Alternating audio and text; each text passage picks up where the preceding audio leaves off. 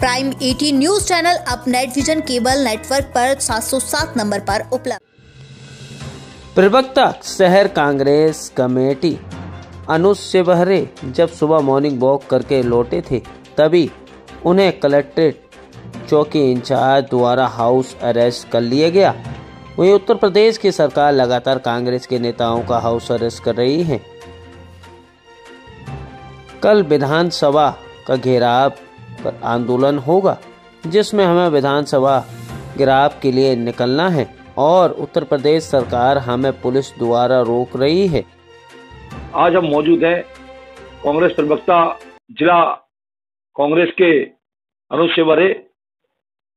आज उनको योगी जी की पुलिस ने नजरबंद किया गया है। उनके घर पर, निवास पर उनको नजरबंद किया गया है और कल उनका जो प्रदेश अध्यक्ष है उनके आह्वान पर उनको कल निकलना था आज उनको लखनऊ के लिए और नहीं निकल पाए। पुलिस ने उनको नजरबंद कर रखा उनके घर पे। अनुज जी से पूछते हैं क्या बात है, क्यों ऐसा है पड़ा है जो धरना प्रदर्शन के लिए आपको लखनऊ जाना पड़ रहा है, क्या ऐसी जरूरत पड़ गई जो आपको लखनऊ जाना पड़ रहा है? और देखिए, हमारा प्रदेश अध्यक्ष के आह्वान पर कल लखनऊ विधानसभा घेराव था और हम लोगों को जिम्मेदारी दी गई थी हर ब्लॉक और हर वार्ड लेवल पर कि हम लोगों को यहाँ से लोग पदाधिकारियों को निकलना था। आज एक दिन पहले आज मैं सुबह मॉर्निंग वॉक करके आया ही था, तभी मुझे कलेक्टर चौकी इंचार्ज द्वारा हाउस अरेस्ट कर लिया गया है और मैं सुबह से कहीं पे भी ना जा पा रहा हूँ ना आ पा रहा हूँ। तो ये एक उत्तर प्रदेश सरकार की सबसे बड़ी नाकामी साफ दिख रही है कि वह उत्तर प्रदेश सरकार लगातार डर रही है। मगर मैं पूछना चाहता हूँ उत्तर प्रदेश के मुख्यमंत्री जी से, वे क्यों डर रहे हैं? क्योंकि देश में जब किसान की बात आती है तो देश की सरकार पीछे भागती है। लगातार देश के किसान पर अत्याचार किया जा रहा है। उनकी एमएसपी पे बात हो, चाहे यूरिया पे बात हो, चाहे खाद पे बात हो, तमाम किसानों के ऐसे मुद्दे हैं जो आज बहुत जरूरी हो गया है कि हम लोगों को मजबूरन इस विधानसभा का घेराव करना पड़ रहा है। ये सरकार को सोचना चाहिए कि हम विधानसभा का घेराव विपक्ष कर रहा है तो क्यों कर रहा है। कहीं ना कहीं सरकार की नाकामी पर विपक्ष विधानसभा का घेराव कर रहा है। लगातार उत्तर प्रदेश में बिजली विभाग का निजीकरण और किसानों को सिर्फ ट्यूबवेल के लिए 200 यूनिट देने का जो सरकार ने फरमान जारी किया है, जो प्राइवेट कंपनियों का एक फरमान है। लगातार उत्तर प्रदेश में बेरोजगारी का आलम चरम सीमा पर बढ़ता जा रहा है। मगर देश की सरकार, प्रदेश की सरकार दोनों धर्म के आधार पर एक दूसरे को लड़ाने का काम कर रही है।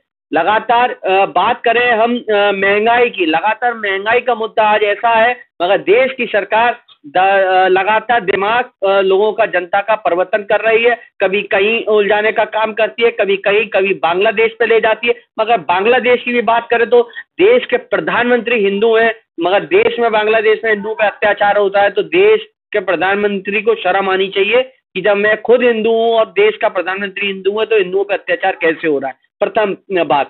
सेकंड, देश में लगातार प्रदेश में जब रोजगार युवा मांगता है, आपने देखा होगा अभी इससे पहले तमाम इलाहाबाद में लाठियां जिस तरीके से बरसाई गई वो किसी से छुपा नहीं।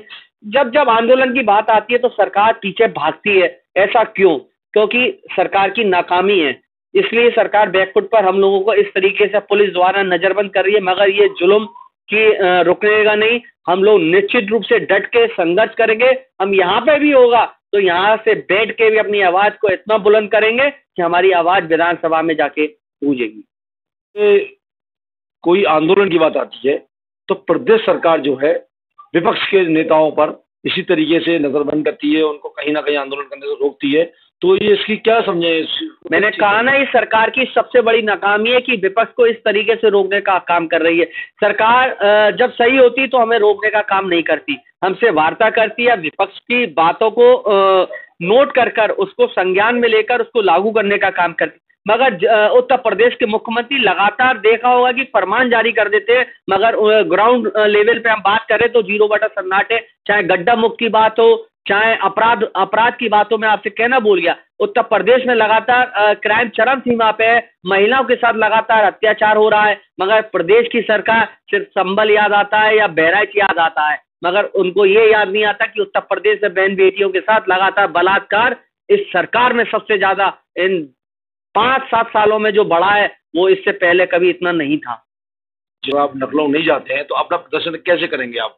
हम अध्यक्ष जी ने हम लोगों को गाइडलाइन दी है अपने वीडियो के माध्यम से एक एक कार्यकर्ता तक, जहाँ जहाँ लोग हाउस अरेस्ट हो गए, वो लोग अपने देवास पे ही जहाँ हैं वहां हम लोग धरना देंगे और प्रदेश अध्यक्ष की कदम से कदम मिलाकर उनकी ताकत को बढ़ाने का हम लोग काम करेंगे। निश्चित रूप से हमारी आवाज बुलंद होगी और हम किसानों के लिए हक पर लड़ाई लड़ेंगे और किसानों के लिए हम हर तत्पर तैयार रहेंगे। आपने देखा होगा कि आज किसान अपने यूरिया खाद के लिए लड़ाई लड़ रहा है, मगर देश की सरकार इतनी नुकीली कीले बिछाकर, बारूद की गैस छोड़कर, आंसुली गैस छोड़कर इस तरीके का उपयोग कर रही है। ये कैसी तानाशाही है? ऐसा कहीं संविधान में नहीं लिखा है कि इस तरीके से विपक्ष को रोकने का कभी भी ऐसे इतना बड़ा दर्शक इस देश का राजनीतिक दर्शक है, मगर इस तरीके से कभी भी विपक्ष को रोकने का कभी किसी सरकार ने काम नहीं किया। जो ये सरकार लगातार विपक्ष को इस तरीके से तानाशाही रवैये से रोकने का काम करी है, मैं इसकी घोर निंदा करता हूं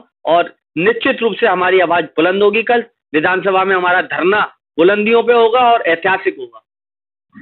कांग्रेस के नेताओं को नजरबंद कर दिया गया, मगर उनके हौसले अब भी बुलंद हैं।